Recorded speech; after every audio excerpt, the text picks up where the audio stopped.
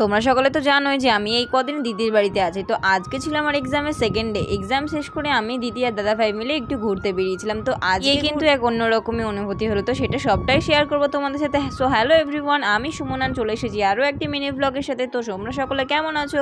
আমি আর দিদি কিন্তু এখানে বিকেল বিকেল বেরিয়ে গেছি ঘুরতে যাব সেই জন্য। তো ঘুরতে যাওয়ার নাম শুনলেই কিন্তু পাখা গজিয়ে যায় আমার। তো তোমাদের কাদের কাদের ঘুরতে ভীষণ ভালো লাগে অবশ্যই কিন্তু আমাকে কমেন্টে জানিও। আমি কিন্তু ঘুরতে ভীষণ ভালোবাসি। তো এখানে ঘুরতে ঘুরতে আমি দিদার বাড়ি চলে এসেছি এখানে। আর হ্যাঁ, দিদার বাড়িতে এসে কিন্তু দেখো এখানে কত ফুল ফুটেছে।